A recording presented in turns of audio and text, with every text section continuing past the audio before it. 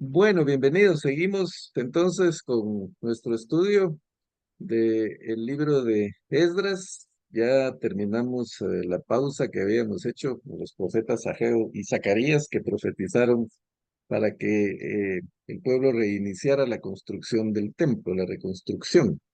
Y la semana pasada empezamos a ver el capítulo 6, en donde vimos cómo los opositores de la construcción del templo, eh, pues intentaron detener la obra enviando una carta al rey Darío, pero se les voltearon los planes, porque según ellos iban a poder detener la obra. Intentaron amedrentar a los constructores, a los ancianos. Estos pues reaccionaron con mucha sabiduría, no pelearon, simplemente dijeron, bueno, si quieren denunciarnos, pues nosotros somos siervos del Dios viviente, estamos haciendo lo correcto, aquí no estamos haciendo nada nuevo. El templo que estamos reconstruyendo había sido edificado hace tiempo por el gran rey, refiriéndose a Salomón, y nosotros estamos en nuestra tierra, regresamos a reconstruir lo que nos pertenece, y entonces, si ustedes quieren, pues, abocarse al rey, pues nosotros también vamos a mandar nuestra respuesta escrita para que él evalúe.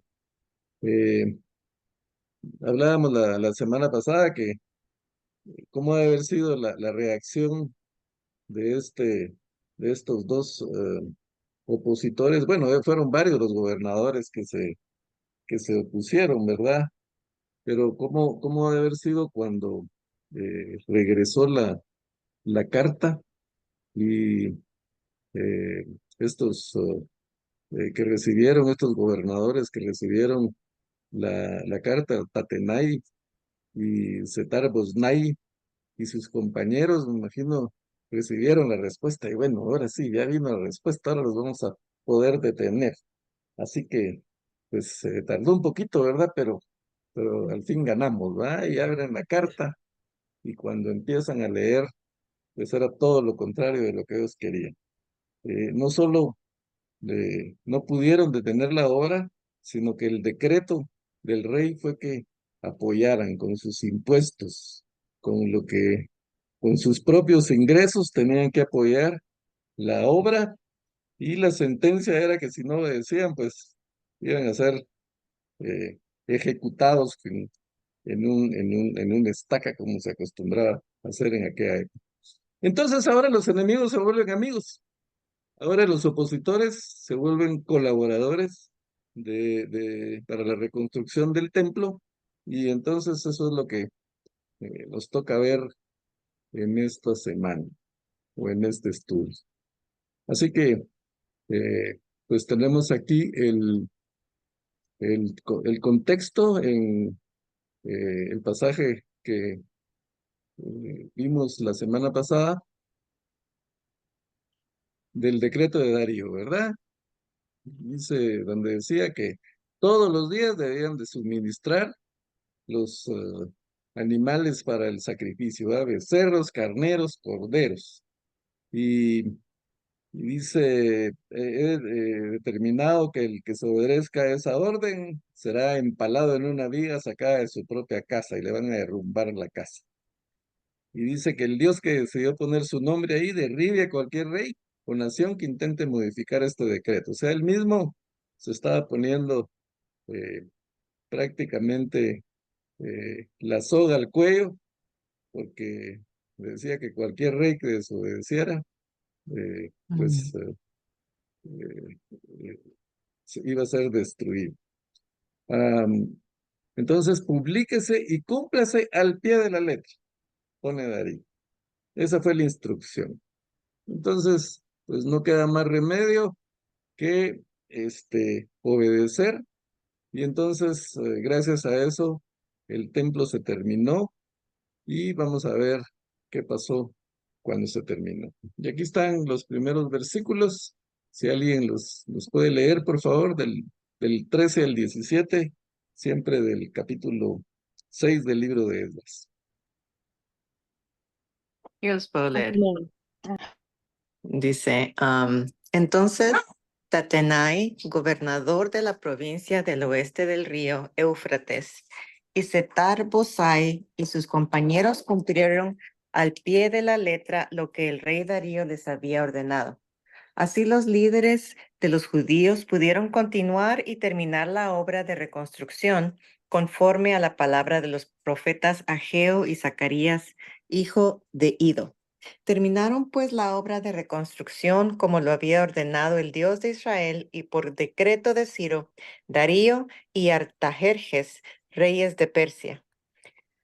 La reconstrucción del templo se terminó el día 3 del mes de Adar, en el año sexto del reinado de Darío. Entonces los israelitas, es decir, los levitas y los demás que regresaron del cautiverio, llenos de júbilo, dedicaron el templo a Dios. Como ofrenda de dedicación, ofrecieron a Dios 100 becerros, 200 carneros, 400 corderos y 12 chivos, conforme al número de las tribus de Israel para obtener el perdón por el pecado del pueblo. Ok, muchas gracias. Bueno, entonces vemos, como dijimos anteriormente, que los enemigos, los opositores se convierten en amigos, en aliados, tienen que cumplir al pie de la letra todo lo que el rey había ordenado, entonces colaboran con la reconstrucción del templo. Y mencionábamos en el estudio pasado que, pues, ¿qué hubiera pasado si esta gente no se hubiera opuesto? Pues hubieran tenido que seguir con la reconstrucción del templo, los judíos, los hebreos, con sus propios recursos. Y aunque pues estaban avanzando, porque los mismos opositores dijeron, están avanzando, van rápido, la reconstrucción está caminando. Tenían todo el entusiasmo, todo el ímpetu que Dios por medio de los profetas Ageo y Zacarías les había inyectado, porque se recuerdan ustedes, Zacarías les dice, no va a ser con su fuerza, no va a ser con sus propios medios, sino con el Espíritu Santo. El Espíritu de Dios es el que les va a ayudar a terminar esa obra. Entonces eso los empodera y van a toda velocidad. Pero con sus propios recursos, con sus propias fuerzas, pues seguramente se hubieran tardado, no sé, tal vez unos 10 años en terminar la reconstrucción del templo. Pero como ahora el Señor eh, hizo que sus enemigos se convirtieran en colaboradores con la ayuda de que dio esta gente, con los recursos que proveyeron. La obra se terminó en 4 años. Eh, Recordemos que había estado parada por alrededor de 15 años o tal vez un poco más. La eh, reconstrucción comenzó en el 536 antes de Cristo. Y se está terminando en el 515, o sea, prácticamente tomó 21 años. 15 años que estuvo eh, parada desde que comenzaron y ahora en más o menos 4 años y medio ellos terminan. Eh, y entonces, alrededor de 21 años tomó, tomando en cuenta el tiempo también que tardó este decreto, ¿verdad? En lo que llegó la carta a Darío, él la investigó y la contestó. Recordemos que, pues, como eran grandes distancias las que se caminaban a pie, por muy rápido que pudiera haber sido, pues esto haber tomado 6 meses o a lo mejor hasta un año. Y ese tiempo, pues esta gente siguió trabajando y siguió reconstruyendo. Pero al final, cuando vino la resolución de Darío, pues ya en 4 años, 4 años y medio, terminaron la obra. Entonces, aquí dice que los líderes de los judíos pudieron continuar y terminar la obra de reconstrucción, conforme a las palabras de los profetas Ageo y Zacarías, hijo de Ido. Pero este detalle es interesante, lo que menciona Esdras. Dice, terminaron pues la obra de reconstrucción como lo había ordenado el Dios de Israel. y por decreto de Ciro, Darío y Artajerjes, reyes de Persia. Tres reyes paganos ordenaron la reconstrucción del templo y la ordenaron no por su propia eh, iniciativa, sino simplemente porque Dios es el que gobierna y Dios usó, imagínense, a tres reyes paganos, a tres reyes enemigos, Ciro, Darío y Artajerjes. Ah, Aquí se menciona Artajerjes, pero realmente Artajerjes no tuvo que ver con la reconstrucción del templo.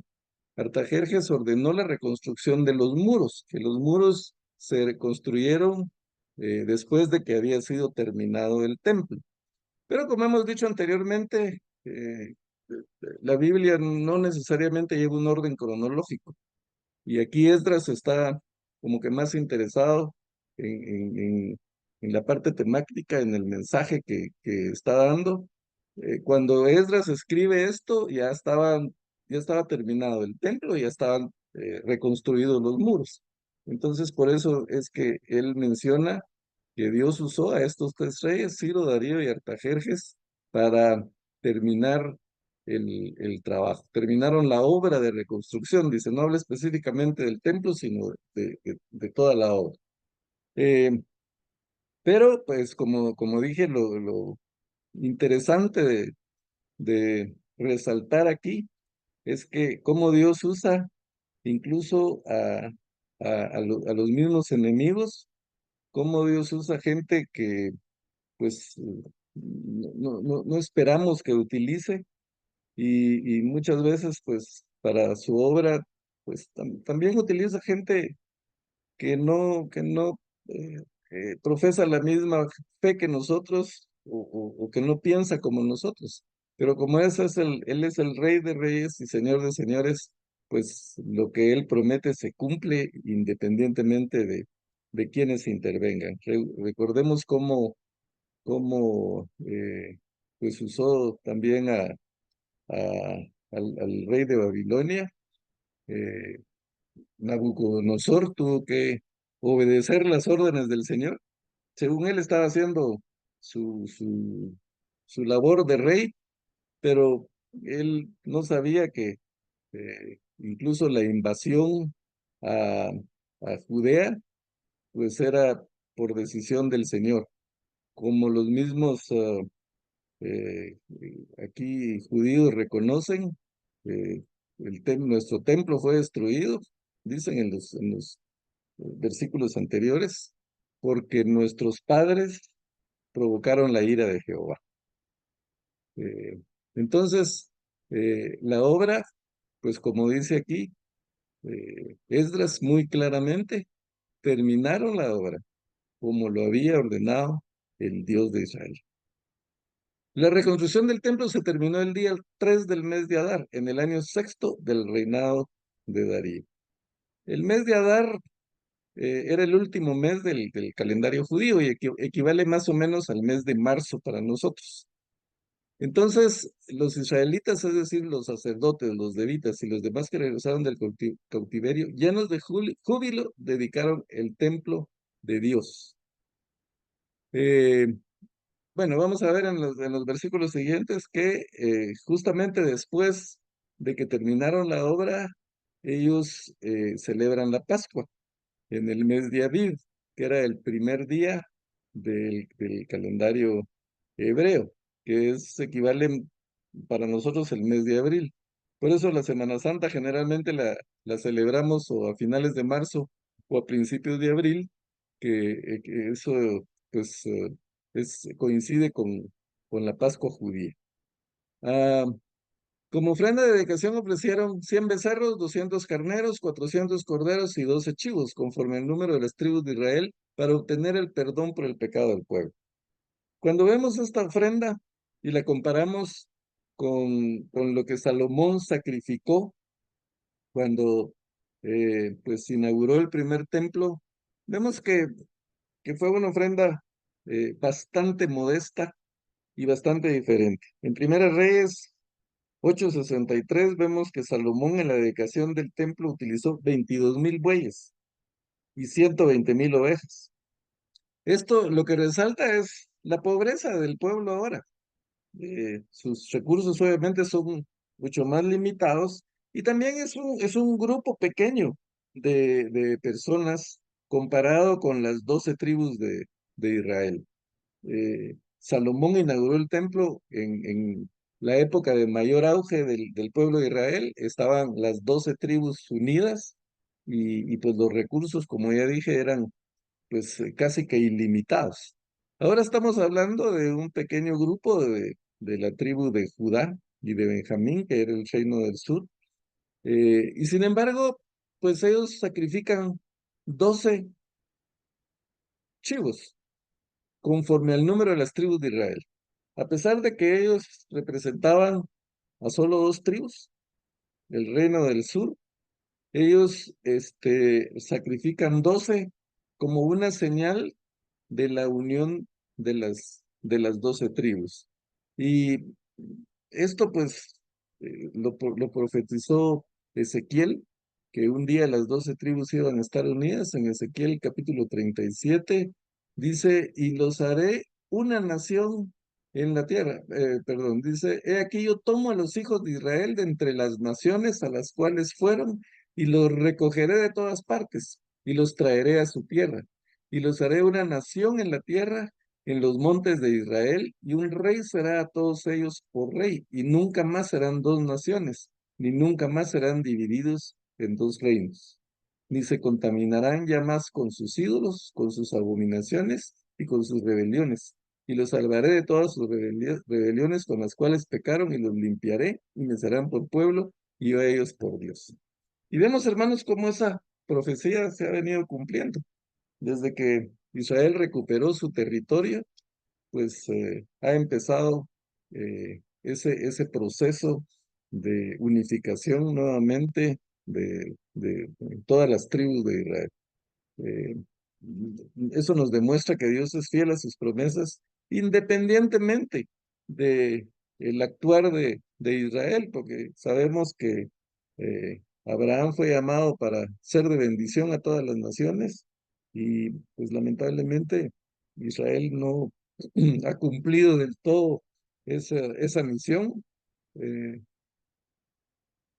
Sin embargo, Dios permanece fiel a sus promesas y lo que se ha profetizado a través de la historia, a través de las escrituras, a través de los profetas, se ha cumplido, se sigue cumpliendo y se seguirá cumpliendo hasta que Cristo vuelva acá. Pero aquí estas dos tribus, este pequeño remanente, ya ofrece los 12 chivos, eh, pues de acuerdo a las 12 tribus, simbolizando la unión de las 12 tribus, y dice para obtener perdón por el pecado del pueblo.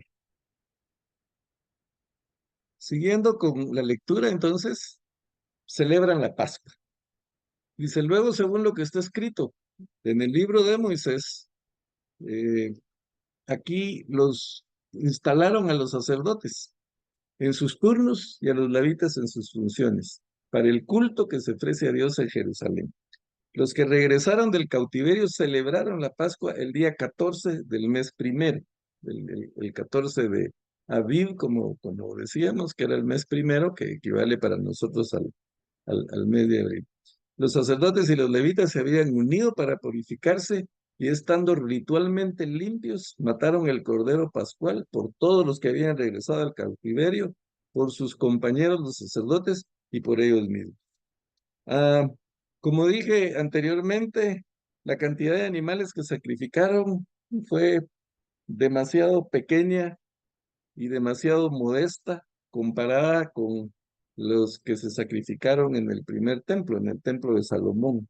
Sin embargo, lo que vemos aquí es que a pesar de que el sacrificio no fue tan numeroso ni tan suntuoso, lo que sí hicieron ahora fue la purificación.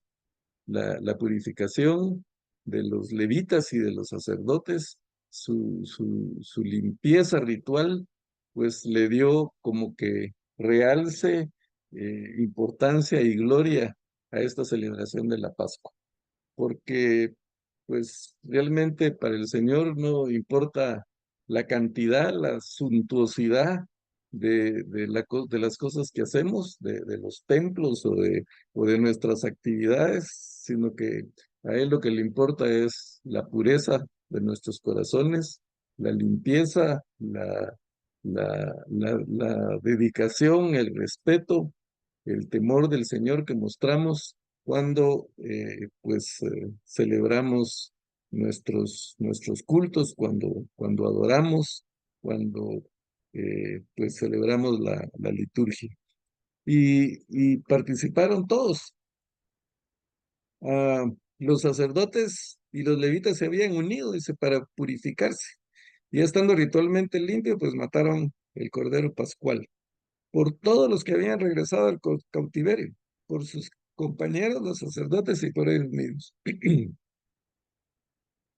O sea, todos los que regresaron, que vimos que eh, pues no era un grupo muy grande, pero, pero sí se unieron varias veces, dice la escritura, como un solo hombre, primero para edificar el altar, después para edificar el templo, y ahora que se termina la construcción, pues están todos ahí unidos.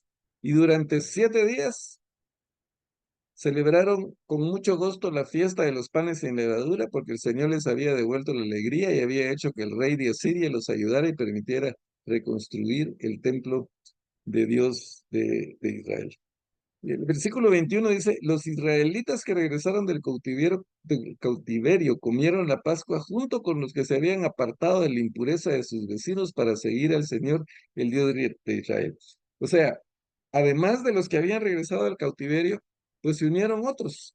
Eh, se cree que pudieron haber sido algunos gentiles que ni siquiera eran israelitas, o también se puede referir a los judíos que habían quedado en Judea o en Samaria, eh, porque en ambos lados quedó un remanente, pero estos se habían contaminado con los otros pueblos, se habían mezclado y se habían vuelto eh, idólatras porque ofrecían sacrificios al Dios de Israel, pero también a los otros dioses. Pero aquí dice que todos los que se apartaron de la impureza de sus vecinos para seguir al Señor, Dios de Israel, pudieron celebrar la Pascua. En esta restauración del templo, pues también hubo un proceso de arrepentimiento, por lo que aquí vemos, un proceso de que los que no habían estado fieles al Señor o sirviendo al Señor, pues se apartaron de las tradiciones, de la idolatría, de los sacrificios de los vecinos para seguir al Dios de Israel. Y todo lo que hicieron, pues está escrito en el libro de Moisés, estaba escrito en la ley. Una de las cosas que aprendieron en el cautiverio de Babilonia fue que pues tenían que seguir al pie de la letra lo que el Señor había ordenado por medio de Moisés, lo que estaba en la ley, porque justamente fueron al cautiverio porque se apartaron de la ley, se apartaron de lo que Dios había ordenado, provocaron la ira de Dios con la idolatría. Entonces, durante el cautiverio, pues se mantuvo un grupo de gente que conocía la ley, que eran conocedores de la ley y la fueron trasladando, me imagino, a las generaciones. Entonces, ahora ellos están muy claros de lo que la ley manda. En el libro de Moisés estaba escrito que tenían que celebrar la Pascua, estaba escrito lo de los panes sin levadura, entonces ellos están obedeciendo la ley y haciendo esta celebración. Entonces vemos un ejemplo de obediencia en este pueblo. Primero, de obediencia a los profetas. Obedecieron lo que Ageo y Zacarías les dijeron que tenían que hacer. Y pues eso parece normal, ¿verdad? Pues obviamente el Señor estaba hablando a través de los profetas y ellos tenían que obedecer. Pero recordemos que en las escrituras la gente no obedecía a los profetas. Al contrario, muchos profetas los mataron porque iban a profetizar cosas que a ellos no les gustaban. los reyes, ¿verdad? Pues rechazaban a los profetas. Al pobre Jeremías lo tuvieron preso no sé cuánto tiempo y bueno, no digamos a los demás, ¿verdad? Incluso algunos hasta los sacrificaron por trasladar el mensaje de Dios y no obedecían. Por eso, cuando Jesús llora sobre Jerusalén, dice, Jerusalén, Jerusalén, que matas a los profetas y apedreas a los que te son enviados. Y, y cuando da, pues, aquella parábola del dueño de la viña que mandaba a sus delegados a pedir cuentas a los que les había arrendado la viña, estos los rechazaban y los mataban y al final hasta mataron al propio hijo, pues como una señal o un anticipo de lo que iba a pasar con él mismo. Entonces, no obedecían, generalmente no obedecían a los profetas. Pero aquí el pueblo, después del cautiverio, después de haber pasado la disciplina de Dios, aprenden la lección, obedecen a los profetas, obedecen lo que dice el libro de la ley. Y eso nos enseña, mis hermanos, que cuando nosotros, eh, por alguna razón, somos rebeldes a lo que el Señor quiere de nosotros, muchas veces viene la disciplina. ¿Y por qué viene la disciplina? Porque es la única manera que vamos a hacer caso. El Señor disciplina cuando sabe que no hay otra forma de que nosotros obedezcamos. Y entonces esa disciplina, que obviamente no es lo mismo que castigo, ¿verdad? Sino que dice la Escritura que el Señor al que ama disciplina. Y nos disciplina para que aprendamos la lección, para que volvamos al camino, para que volvamos al redil. Cuando leemos el Salmo 23, dice, aunque ande en valle de sombra y de muerte, no temeré mal alguno, porque tú estarás conmigo. Tu vara y tu callado me infundirán aliento. Y para entender las escrituras es importante conocer eh, el contexto de los usos y costumbres del pueblo de Israel. Los pastores tenían una vara que tenía una punta. Y cuando una oveja se apartaba, pues con la punta de la vara la lastimaban para que regresara al redil. Y el cayado, pues era ese bastón de los pastores que les servía pues también para apoyarse, pero el bastón tenía un como gancho en la punta, enfrente.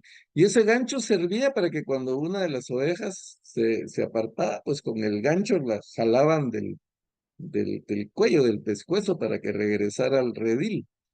Entonces lo que el Salmo 23 está diciendo, pues cuando yo me aparto, tu disciplina me regresa, tu var y tu callado me regresa.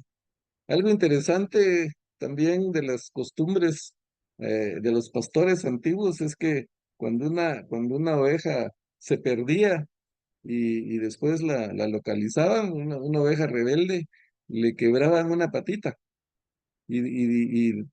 pues obviamente no lo podían dejar con la patita quebrada, ¿verdad? Se la quebraban y después se la vendaban para que se curara. Pero esa oveja aprendía la lección y por el dolor que le había causado, que le quebraban la patita, ya no se volvía a apartar del redil. Esa era la técnica que ellos habían descubierto. Y eso es lo que el Señor hace con nosotros. Eh, Tiene muchas veces que emplear la disciplina, pero es por su mismo amor para que regresemos a Él. Y entonces aquí la gente aprendió que esos 70 años que habían estado de cautiverio fueron 70 años de disciplina, 70 años de aprendizaje, y ahora el Señor mismo permite que regresen. Mueve el corazón de Ciro para que ellos regresen a Jerusalén. Entonces, ¿qué van a hacer ahora que regresaron? ¿Qué van a hacer ahora que reconstruyeron su templo? Pasaron 70 años sin templo, pasaron 70 años sin poder adorar. y ahora están de regreso a la tierra prometida y han terminado su templo. Obviamente ese es un motivo de gran gozo. Yo me recuerdo, y a lo mejor a ustedes les pasó lo mismo, después de pasar un año de pandemia, un poco más, que no podíamos ir a la iglesia. Y yo cuando regresé por primera vez, después de la pandemia, sentí, no sé, algo especial y se lo dije a los hermanos, siento un gusto y un gozo especial de poder regresar físicamente a esta iglesia, a este edificio, porque pasamos un año sin poder hacerlo. Entonces, imaginen el gozo de esta gente que habían pasado 70 años sin templo, 70 años sin poder celebrar la Pascua. Y ahora están de regreso y tienen su templo terminado. Entonces celebran la Pascua. ¿Y qué significaba la Pascua? La Pascua era la celebración de cuando Dios los había liberado de Egipto, los había liberado de la esclavitud de Egipto y había librado a los primogénitos del ángel de la muerte que había pasado para acabar con todos los primogénitos y así Faraón pudiera liberar al pueblo. Entonces ellos mataron un cordero, rociaron los dinteles de las puertas con la sangre del cordero y de esa manera el ángel no tocó a los primogénitos de Israel y gracias a eso fueron liberados. Entonces eso celebraba la Pascua, eso recordaba que Dios con su infinito amor y su poder había librado a sus primogénitos y los había liberado a ellos de la esclavitud de Egipto para que pudieran regresar a la tierra prometida. Y ahora la historia se repite.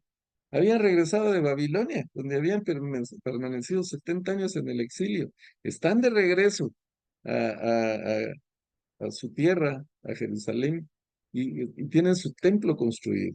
Entonces, celebran por primera vez, después de 70 años. Recordemos que el templo fue destruido en el 586 antes de Cristo, y ahora, en el 515, 70 años después, ellos terminaron su templo y van a celebrar esa Pascua, ese gozo. ¿Qué nos enseña esto? Hermanos, que cuando, cuando salimos de una situación difícil, cuando salimos de una crisis económica, una crisis de enfermedad, una crisis familiar, pues tenemos que ser agradecidos. Tenemos que celebrar eso, tenemos que agradecer que Dios nos ha eh, liberado y hemos salido con bien de lo que a lo mejor puede ser una disciplina misma del Señor. Porque cuando estamos en la disciplina, muchas veces pensamos, Señor, ¿cuándo va a pasar esto? ¿Por qué me está pasando esto? La semana pasada hablábamos de que cuando queremos servir al Señor o cuando queremos restaurar nuestra vida espiritual, pues vamos a tener oposición. De alguna manera el enemigo se va a oponer a nosotros y nos va a amedrentar y nos va a, a poner pues obstáculos de todo tipo, nos va a complicar la vida y en medio de eso nosotros decimos, pero Señor, ¿por qué? Porque si yo estoy haciendo las cosas bien, si yo estoy queriendo hacer tu voluntad, si yo estoy queriendo restaurar mi vida espiritual, ¿por qué las cosas no me salen bien? Y mencionábamos el pasaje de Romanos 8 donde dice, los que aman a Dios, todas las cosas les ayudan a bien. El pasaje no dice todas las cosas les salen bien, dice todas las cosas les ayudan a bien. Entonces, este es un llamado a la paciencia, este es un llamado a no perder la fe, este es un llamado a la esperanza, que aunque estemos en momentos de dificultad, que aunque estemos en crisis, que aunque la enfermedad nos esté causando dolor y sufrimiento, lo que el Señor está haciendo es cultivando nuestra paciencia como dice las escrituras, ¿verdad? Como dice Romanos, todas las cosas van a ayudar a bien. Y Santiago dice, siéntanse gozosos cuando vengan las pruebas, porque la prueba produce paciencia. Pues eso va a permitir que el Señor haga la obra completa en ustedes. Eso nos dice la historia. a través de sus 70 años de cautiverio, él cultivó la paciencia de la gente, les enseñó a cumplir con la ley de Moisés, les enseñó a ser agradecidos, les enseñó que Él es poderoso y que sus planes se cumplen independientemente de las circunstancias. Y entonces ahora están ellos gozosos, celebrando la Pascua y la liberación de, ahora de pues, Babilonia. Ah, pero como decía, lo interesante es todo el proceso de purificación que ellos llevaron. Y ah, durante 8 días celebraron la Pascua. La celebración de la Pascua tardó 8 días, según leemos, y después, inmediatamente después de la celebración de la Pascua, dice, durante 7 días celebraron con mucho gozo la fiesta de los panes sin levadura. ¿Qué era la fiesta de los panes sin levadura? Bueno, la levadura en las escrituras es un símbolo de pecado, porque recordemos que lo que hace eh, la levadura es lo que hace que los panes se expandan, ¿verdad? O los pasteles. Cuando se va a hacer un pastel o un pan, pues se usa un poquito de levadura. Eso fermenta la masa, o sea, es un proceso de contaminación de la masa y hace que la masa crezca. Entonces, por eso es un símbolo de pecado, porque eso es lo que hace el pecado contamina, y un poco de levadura, dice, leuda toda la masa, o sea, un poco de pecaminosidad que dejemos entrar en nuestra vida, pues poco a poco va creciendo y se puede convertir en algo muy grande. Entonces, la fiesta de los panes sin levadura se presentaba una fiesta de santidad, 7 días de santidad. Ellos se preparaban durante todo ese tiempo y trataban de no contaminarse con nada. No, no era simplemente que iban a comer panes duros, sino era que se apartaban de la contaminación, de lo que la ley decía que podía contaminarlos, y eso lo hacían eh, durante 7 días, como lo hicieron aquí. Pero eh, es curioso que primero celebraban la Pascua y después la fiesta de los panes sin levadura. ¿Qué significa eso para nosotros hoy? Pues la Pascua representa el sacrificio de Cristo en la cruz del Calvario. Y no puede haber santidad sin el sacrificio de Cristo. O sea, primero es la Pascua y después los panes sin levadura.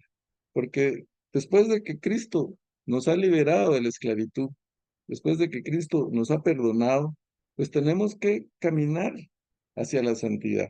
Tenemos que iniciar un proceso de santidad por lo que Dios hizo con nosotros. Entonces, pues, ellos no están pensando en lo que va a significar para nosotros hoy eso que ellos hicieron, pero en las escrituras está para enseñanza nuestra y para que lo podamos aplicar a nuestra vida.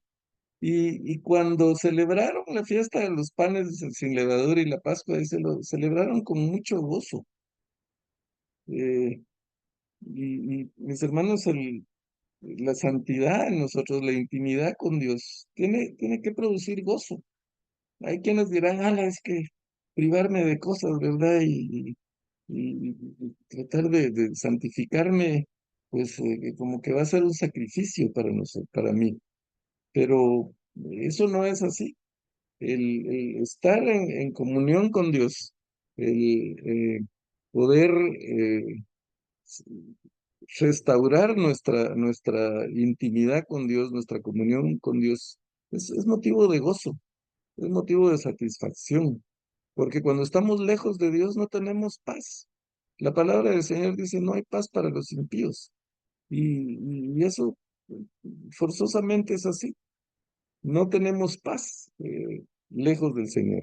Podemos aparentar mucha alegría, mucha felicidad, mucha parranda, lo que sea, pero en el fondo de nuestro corazón no tenemos paz.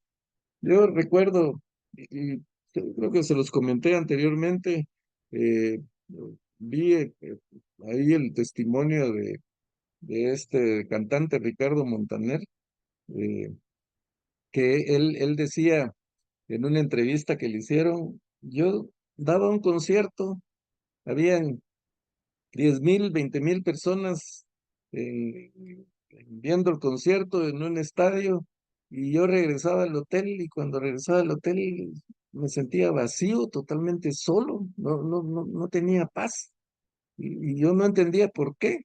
Había recibido aplausos, había recibido ovaciones, estaba haciendo lo que me gustaba, pero no tenía paz. Hasta que el Señor tocó mi corazón y le entregué mi corazón al Señor, eso cambió. Y ahora pues la cosa es muy diferente. Ahora el gozo que siento, pues obviamente es un gozo real.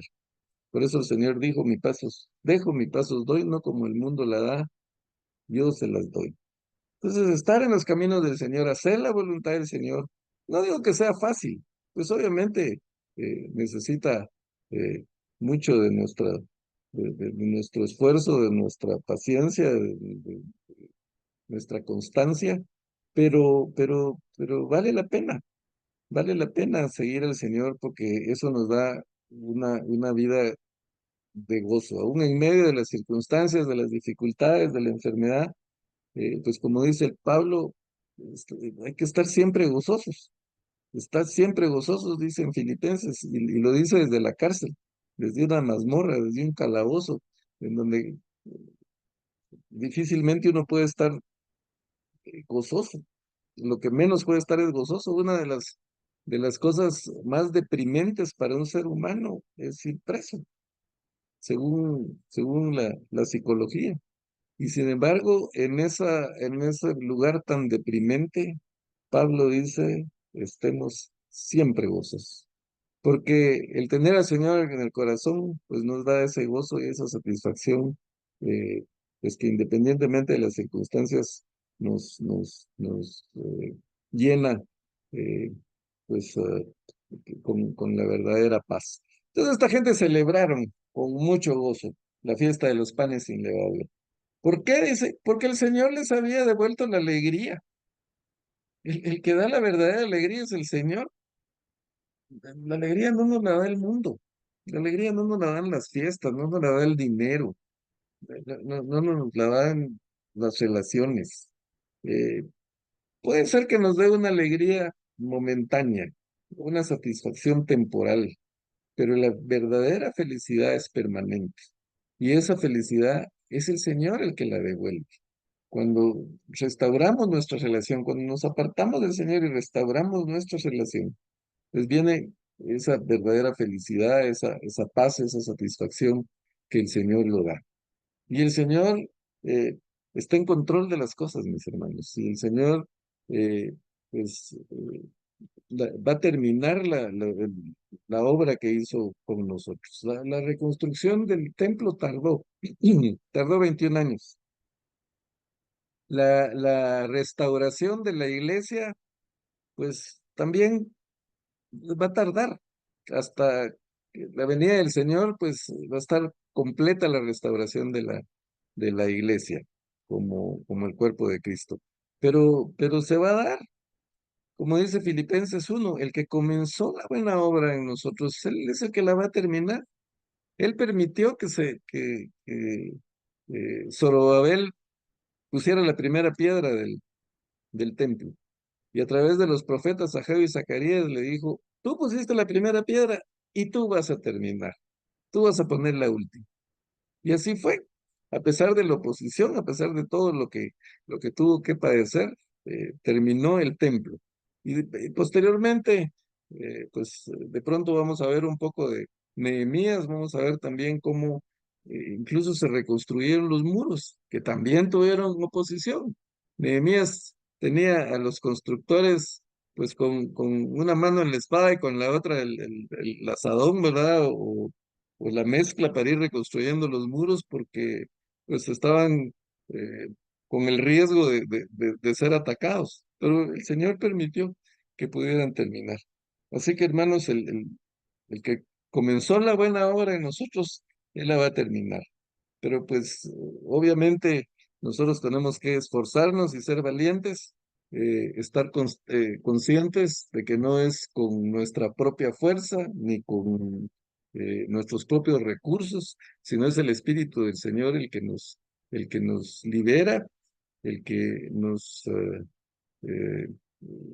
da la fuerza, nos da el poder en medio de las circunstancias, también es el que nos disciplina, pero él pues va a terminar esa obra. Y cuando esta gente recordaba la Pascua, y cuando nosotros de alguna manera recordamos el sacrificio de Cristo en la cruz, que para nosotros ya no es solo en la Pascua o solo en la Semana Santa, sino cada vez que celebramos la cena del Señor, recordamos su sacrificio hasta que Él venga. Y cuando recordamos y celebramos ese sacrificio, cuando celebramos la Pascua, no solo estamos celebrando nuestra liberación de la esclavitud del pecado, como esta gente celebraba la liberación de su esclavitud de Egipto y su liberación de la esclavitud o el exilio en Babilonia. Nosotros no solo celebramos el pasado, sino celebramos el futuro, nuestro destino, hacia dónde vamos, porque nosotros celebramos en la cena del Señor su sacrificio, su muerte, dice, hasta que Él venga. Entonces no solo estamos celebrando lo que Él hizo en la cruz, sino celebramos lo que va a hacer por nosotros. Y su promesa de que Él va a estar con nosotros toda la vida hasta el fin, como dijo al final de Mateo, yo estoy. No dicen yo estaré con vosotros, sino yo estoy con ustedes todos los días hasta el fin.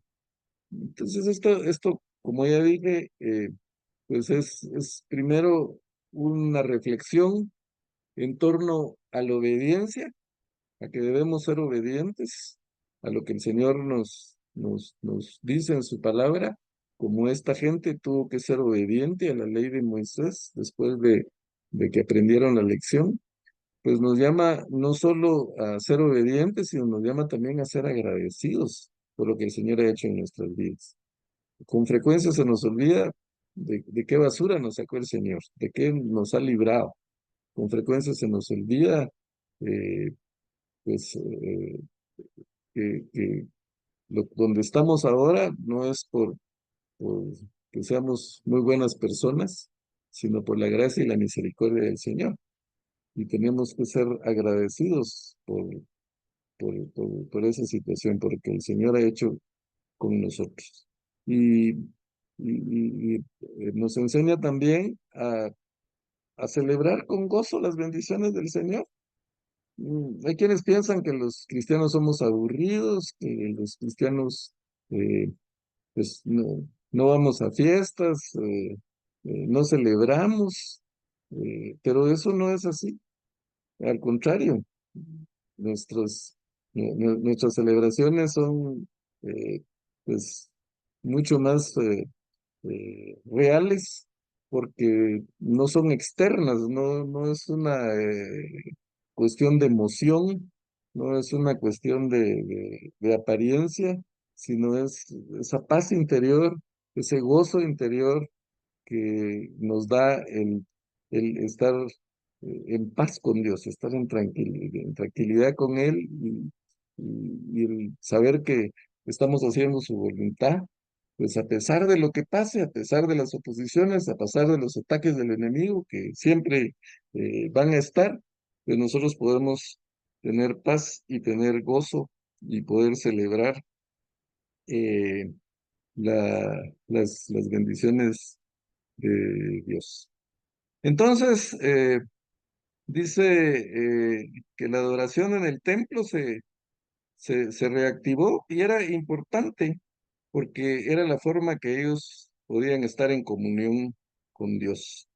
Entonces, ellos debían apegarse a sus obligaciones del pacto para permanecer en el lugar donde se practicaba el sistema sacrificial. Nosotros ya no tenemos que pues, ofrecer sacrificios de animalitos, como dijimos anteriormente, pero según dice la Escritura, nosotros tenemos que presentar nuestros cuerpos en sacrificio vivo, santo y agradable a Dios. Ese es nuestro culto, eso es nuestra verdadera adoración. La nación fue testigo de lo que el Señor obra a través de la historia, pues como dije, hizo que los reyes paganos decretaran edictos que les permitieran regresar a la tierra de la promesa. Eh, ¿Se imaginan lo que los primeros lectores del libro de Esdras eh, han de haber sentido y se han de haber regocijado por este hecho? Y pues esto los llamaba a participar en la adoración del templo y pues eso nos debe llamar a nosotros a participar también en la adoración del Señor, en la liturgia, porque el precio que el Señor pagó para que nosotros tengamos esa libertad es un precio alto. Y la liturgia, hermanos, la palabra original significa servicio, porque, por ejemplo, cuando se construía una carretera, por ejemplo, en Egipto, o tal vez una pirámide, pues los esclavos eran los encargados de trabajar, de hacer la obra. Y a ese servicio que los esclavos hacían al construir la carretera, pues le llamaban liturgia. De ahí viene el, el término. Obviamente es la traducción al castellano. Pero eso significaba que pues todos debían de participar, no era solo un grupito, sino todos los obreros trabajaban en la construcción de la carretera. Y esa carretera no era solo para ellos, era para el servicio de todos. Y entonces en eso consiste la liturgia. Todos participamos. Y no solo participamos en el culto, en la liturgia para beneficio nuestro, sino también para toda la gente que no conoce al Señor, que pueda ver nuestro gozo, nuestra dedicación al Señor, que pueda ver que nuestra alegría es real y que se pueda quitar ese pensamiento, esa imagen que ser cristiano es aburrido, que ser cristiano es una cosa de limitarse de cosas, que ser cristiano no es disfrutar de la vida. Todo lo contrario, y nosotros lo sabemos, y sabemos que realmente disfrutamos y vivimos agradecidos con el Señor por lo que Él ha hecho por nosotros.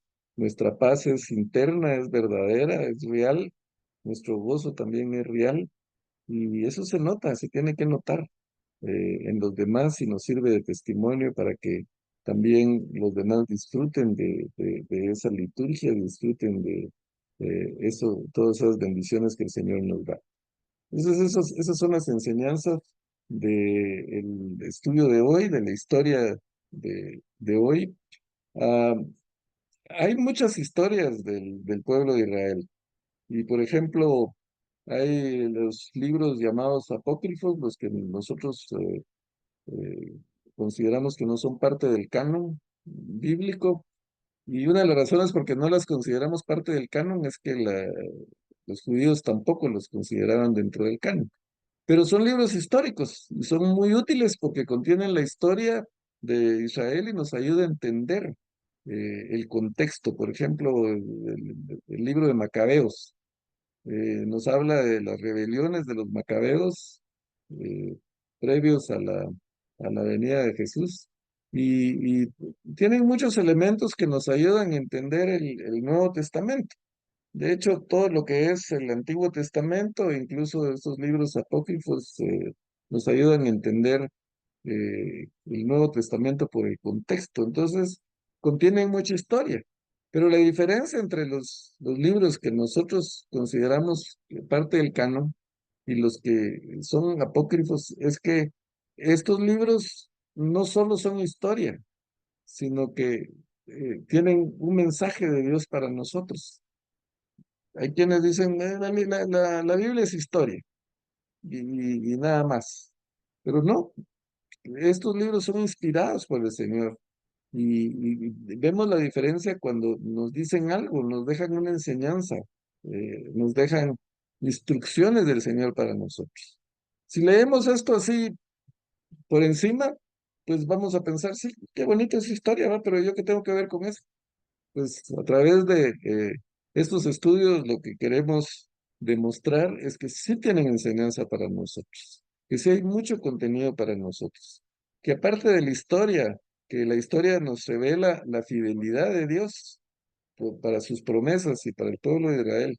Pero aparte de mostrarnos eso, nos hace reflexionar, como dije ya, en temas de obediencia, en temas de agradecimiento, en temas de gozo, de celebración, en temas de ánimo para los desalentados, para los que se sienten pues frustrados tal vez porque las cosas no están saliendo como quisieran, pero aquí nos dice, el Señor está con nosotros, y el que empezó la buena obra la va a terminar. Así que espero que esto nos sirva de aliento, mis hermanos. Yo no sé, no conozco el interior de cada uno de los que están escuchando o van a escuchar este estudio, pero probablemente hay desánimo, probablemente hay frustración, probablemente pues alguien se puede estar preguntando por qué las cosas no me salen bien, por qué he tratado de hacer la voluntad de Dios y sin embargo no me salen bien. Y ahí dice Romanos que las cosas ayudan a bien, pero como dije anteriormente, no dice que todo nos va a salir bien. Dice que el Señor está en control de las cosas y que tarde o temprano hay algo bueno para nosotros. Tarde o temprano, pues todo lo que nosotros hacemos para la obra del Señor es para bien. Nada va a quedar sin recompensa.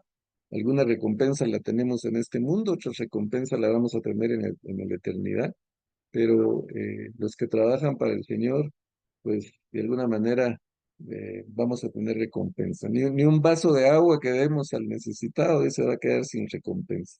Así que, pues con la vista puesta en el futuro, en lo que el Señor ha prometido para nosotros, en lo que nos espera, eh, pues a animarnos a perseverar, a no dejar que el enemigo nos amedrente, perdón, sino que pues poniendo nuestra fe y nuestra mirada en el invisible, poder seguir en la carrera para poder al final decir, como decía Pablo, he terminado la carrera, he peleado la buena batalla, he guardado la fe y ahora me espera la corona de justicia. Eso es lo que nos espera a todos, mis hermanos. Pero hay que pelear la batalla, hay que seguir en la carrera, hay que mantener la fe. Así que, pues seguimos la semana entrante, si el Señor lo permite. Ya, pues prácticamente nos adentramos en el libro de Esdras y ya lo que viene, eh, pues es historia de Esdras. Esdras escribió esto, sin embargo, en los primeros 6 capítulos él no aparece. Él va a aparecer hasta el capítulo 7 y mucho tiempo después de lo que pasó aquí, pues empieza el ministerio de Esdras. ¿Sí?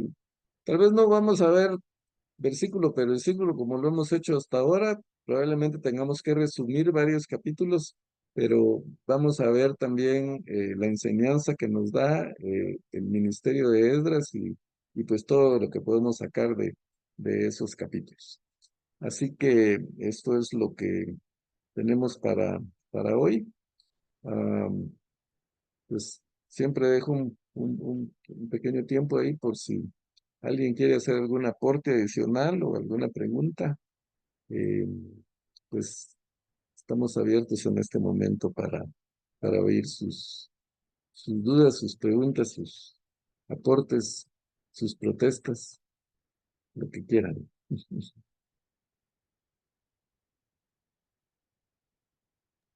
Buenas Pues, noches, hermano Walter. Gracias por ese mensaje tan hermoso que nos anima, nos exhorta, nos ayuda a seguir adelante.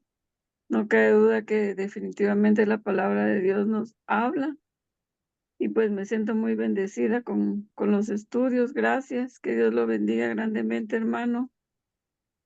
Gracias, hermano, igualmente. Que el Señor la bendiga y gracias por su presencia y su fidelidad a los estudios. Bueno,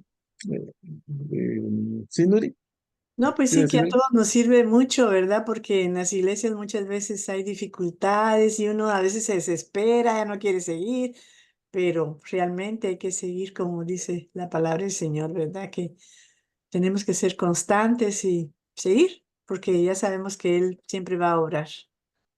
Gracias, muchas Así es. gracias por los estudios. Bueno, entonces se nos terminó el tiempo, lo dejamos hasta aquí. Muy bien, Muchas gracias por estar aquí y muchas pues, si el Señor lo gracias. permite, seguimos la próxima semana. Muy bien. Bendiciones. Buenas noches a todos. Descansen. Feliz noche, Feliz noche a bendiciones. todos. Bendiciones. Sigan. Noche, gracias. Buenas noches. Bendiciones a todos.